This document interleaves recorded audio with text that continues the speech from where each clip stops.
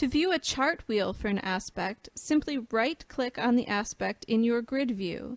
This will open a menu where you can click View Chart to look at a chart wheel for the selected aspect.